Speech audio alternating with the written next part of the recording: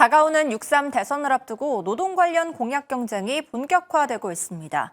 오늘 저녁 사회 분야를 중심으로 제22대 대통령 선거 2차 TV토론회도 예정돼 있어 주 4.5일제 근로시간 단축 도입에 대한 공방은 더욱 뜨거워질 듯합니다. 오늘 이 시간 현재 언급되고 있는 노동 정책들은 어떤 내용인지 알아보는 시간 준비했습니다. 한국노동연구원 오계택 연구위원님 모셨습니다. 안녕하십니까? 네, 안녕하세요. 네, 반갑습니다. 네, 대선을 앞두고 노동 정책과 관련된 공약 대결도 치열하게 진행되고 있습니다. 주 4일제, 주 4.5일제 이야기도 나오고 있는데 현재 언급되는 내용 정리 먼저 부탁드릴게요. 네, 일단은 법정 근로시간을 좀 줄이겠다는 겁니다. 현재 주 40시간이고요. 주 5일제를 근간으로 하고 있습니다. 그래서 이거보다는 좀 더 적게 일하는 그런 방식에 대한 고민을 하고 있습니다. 왜냐하면 우리의 근로기준법에 보면 주당 40시간으로 되어 있지만 여기에 초과 근로가 좀 있습니다. 이것을 합산을 하면 OECD 평균으로 봤을 때 조금 높은 수준에 속합니다. 그래서 근로시간을 좀 줄여서 조금 OECD 평균에 가까운 방식으로 가겠다고 하는 것이고요. 그래서 지금의 주 40시간 그리고 주 5일제를 좀 줄여서 주 4.5일제나 주 4일제로 가려고 하는데 다만 구체적인 방식에 있어서는 조금 차이가 있습니다. 먼저 국민의힘의 경우에는 월요일부터 목요일까지 1시간씩 더 일을 하고 그러면 4시간이 이제 남게 되거든요. 그래서 금요일 오후에 이 4시간을 활용해서 금요일은 단축 근무를 할 수 있다. 그렇게 되면 4.5일만 일을 해도 가능하다라고 하는 것이 국민의힘의 그 정책 내용이 되겠습니다. 이 방안에 대해서는 기업의 경우에는 실질적인 근로시간의 감소가 없기 때문에 상대적으로 좀 부담이 덜할 수 있지만 근로자의 경우에 있어서는 실질적으로 일하는 시간이 같은데 이것이 과연 근로시간 단축이냐에 대한 그런 좀 의구심은 가질 수 있습니다. 다만 금요일 오후 시간을 활용할 수 있기 때문에 노동시간의 유연성은 조금 높은 그런 방식이 되겠습니다. 민주당의 경우에는 실제 근로시간을 4시간 단축을 해서 소정 근로시간을 36시간으로 줄이는 그런 방안을 제시를 하고 있습니다.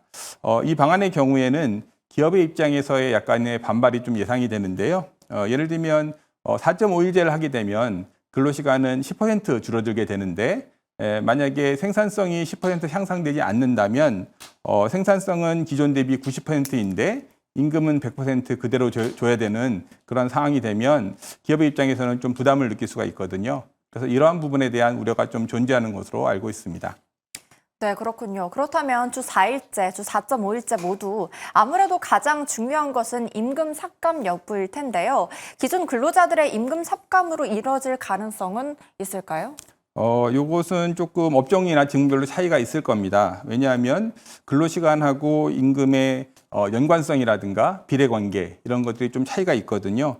먼저 제조업을 좀 보면 제조업이 근로시간과 임금의 연관성이 굉장히 높습니다. 일하는 시간 대비 임금을 받는 경우가 많기 때문에 그 가능성이 좀 높고요. 근데 또 다른 업종, 예를 들면 연구 교육이라든가 IT 업종 이러한 경우에는 근로시간이 반드시 임금과 많은 그런 그 연관을 가지지 않는 경우도 있어서 이러한 경우에는 임금 삭감 가능성이 그렇게 크지 않을 것으로 보입니다. 이러한 업종은 지금 당장 주 4일제나 4.5일제를 적용하더라도 임금과의 연동성은 그렇게 높지 않은 업종이 되겠습니다. 그리고 이제 근로시간 단축 제도를 어떠한 방식으로 만드는지에 따라서 좀 다를 수 있는데요.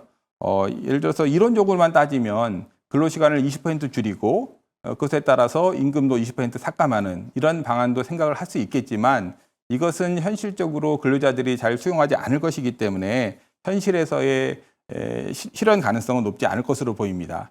그리고 일부 업종이긴 하지만 일부 예를 들면 간호사업종 같은 경우에는 업무 부담이 굉장히 높아서 우리는 조금 근로시간을 줄이면 임금도 좀 줄여도 우리 수용할 수 있다라고 하는 그런 그 경우도 존재하지만 이것을 또 일반화하기에는 좀 한계가 있는 것 같습니다. 그래서 결국 생각을 해보면 노사가 임금 삭감을 하는 그런 방식보다는 생산성을 높여서 기존의 근로시간 줄이기 이전에 그런 생산성을 어떻게 유지할 것인가 이러한 방안에 대한 논의를 통해서 생산성을 유지하면서 임금도 같이 유지하는 이런 방안에 대해서 고민을 해보지 않을까 이런 예상이 됩니다. 네, 임금 삭감에 대해서는 업종별로 다르다라고 말씀해 주셨지만 분명히 제조업이나 근로시간 감소 시 임금 삭감 우려가 있기 때문에 반발도 우려되는 상황입니다. 그런데 아까 시간이 짧아졌을 때 생산성이 그만큼 올라가지 않으면 그 부담은 기업이 지게 되는 거잖아요. 그렇다면 이에 대한 보완책도 필요하다고 느껴지는데요. 아마 초창기에는 그런 어려움을 겪는 기업들이 좀 많을 것으로 보이는데요. 그래서 이것에 대해서는 단기적으로는 이러한 기업들에 대해서 정부가 일부 보조금을 주거나 이러한 방식으로 대응할 수 있지만 이것을 오래 가져가기는 어려울 겁니다. 그래서 기업들이 아마 적응을 해 나갈 겁니다. 그래서 조직 문화도 바꾸고 일하는 방식도 바꿔서 조금 생산성을 높여서 기존의 그 줄어든 시간을 해소할 수 있는 그러한 생산성을 가져갈 수 있도록, 그래서 단순히 인건비 지원보다는 그러한 조직의 시스템을 바꿔가는 이런 부분에 대한 지원, 이런 것을 통해서 중장기적으로는 체질을 개선시켜 나가는 이런 작업이 필요할 것으로 보입니다. 네, 또 4.5일제가 생산성을 올리기 위함도 있지만 휴일 시간을 더 늘려서 국내 여행이나 여가에 쓸 시간을 늘려줌으로 인해서 내수를 진작시키겠다, 이러한 계산도 좀 깔려 있지 않나, 이렇게 생각이 들거든요. 어떻게 보십니까? 일부 그런 효과를 누릴 수가 있을 겁니다. 왜냐하면 이제 금요일 오후부터 여가 시간을 가질 수 있기 때문에, 예를 들면 이제 토요일 날 떠나는 여행 같은 경우에는 1박 2일밖에 안 되지만 금요일 오후부터 가면 이제 2박 3일 동안 갈 수 있는, 좀 더 멀리 가서 오랫동안 즐기고 올 수 있는 이러한 장점은 있지만, 이게 기계적으로 연결되기 조금 어려운 부분도 있습니다. 최근에는 이제 국내 여행뿐만 아니라 해외 여행도 많이 가고 하기 때문에 이것은 조금 이제 국내 여행을 같이 활성화하는 이런 작업을 통해서 해야만 의도한 효과가 나타나지 않을까 싶습니다. 네. 아까 과거 주 5일제 도입 시에도 반발이 컸던 것 같은데, 아까도 기업이 점점 적응을 해 나갈 것이다, 이렇게 말씀을 하시긴 했지만 그때는 어떻게 해결했는지도 궁금합니다. 현재는 주 5일제가 자리를 잡은 만큼 결국은 주 4일이나 4.5일제도 지금의 주 5일제처럼 자리 잡게 될 수도 있을지 궁금한데요. 당시에 기억을 해보면 주 5일제 도입 시기에도 기업의 반발들이 좀 있었습니다. 특히 이제 중소기업의 경우에는 이러한 식으로 근로시간을 줄이면 중소기업의 경쟁력이 약화돼서 우리나라 중소기업들 다 줄도산할 거다, 이런 우려도 있었지만 사실 현실에서 그렇지는 않았습니다. 아까 전에 말씀드린 대로 기업 문화도 바꾸고 일하는 방식도 효율화해서 많은 기업들이 적응을 했고 지금의 이제 현재까지 이르고 있거든요. 다만 조금 당시의 상황과 지금 상황이 조금 다른 부분이 있습니다. 왜냐하면 당시에 주 5일제를 도입할 때는 소위 이제 반일 휴무제라고 그래서 사실 많은 작업장에서 토요일 근무 시간을 줄여나가는 이러한 작업이 있었고, 그리고 그 당시에 국민들의 정서를 보면 이제 우리가 선진국 반열에 올라섰는데 주 40시간 정도는 해야 되지 않겠느냐라고 하는 이러한 좀 의식들이 굉장히 강해서 그러한 것이 법적인 근로시간을 줄이는데 상당히 부담을 줄였던 것으로 보이거든요. 근데 지금 이제 추진하고 있는 주 4.5일이나 주 4일제의 경우에는 사실은 지금은 40시간을 다 근무하고 있습니다. 그래서 실근무 시간을 사실은 4시간을 줄여야 되는 그런 부분이기 때문에 기업의 부담이라든가 노사 갈등이라든가 이런 부분이 그때보다는 조금 더 강할 수 있다는 생각이 있고요. 그렇지만 조금 국민들의 의식이나 이런 부분에 있어서도 특히 지금 이제 젊은 인력 같은 경우에는 워라밸이 굉장히 중요하거든요.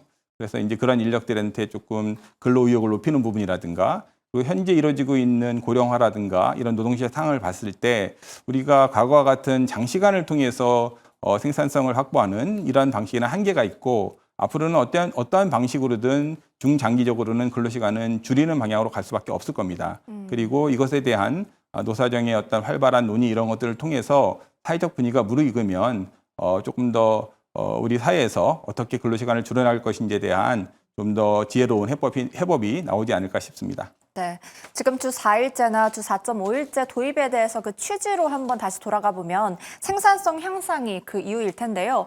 우리나라 연간 근로시간이 OECD 회원국보다 평균보다 길긴 하지만 노동 생산성이 경쟁국보다 떨어진다는 문제도 있습니다. 그런 의미에서 이러한 정책을 추진하는 것일 텐데, 이 생산성 문제에 대해서 4일이나 4.5일제가 해답이 될 수 있다고 보실까요? 일부 이제 해답이 될 수 있는데, 이것은 근로시간만 줄인다고 될 수 있는 것이 아니라 그럼 어떠한 방식으로 생산성을 우리가 높일 것이냐. 예를 들면 지금 IT 기술도 발전하고 있고 또 AI 최근에 많이 도입이 돼서 활용이 되고 있는데, 이러한 부분을 통해서 같은 시간을 일하더라도 더 짧은 시간 안에 그 일을 해낼 수 있는 이러한 부분들이 되어야 그게 가능할 거고요. 이게 기계적으로 근로시간 단축이 직접적으로 연관되는 부분보다는 그래서 양적인 근로시간 단축도 중요하지만 질적인 근로시간 단축이 더 중요합니다. 그래서 시간을 줄이는 그 4시간을 줄이는 그 부분보다 그 4시간을 어떻게 더 잘 활용해서 그 4시간에 더 많은 효과를 낼 수 있을 것인가 이러한 부분들이 선행이 돼야 될 것으로 보입니다. 네. 그리고 현재 나오고 있는 이야기가 생산성과 관련된 고심 끝에 나온 공약이라면 또 이로 인한 인건비 문제를 해결하려면 궁극적으로 어떤 대책이 필요할지도 여쭤보고 싶습니다. 결국 인건비라는 게 결국 이제 생산성 연동되는 것이거든요.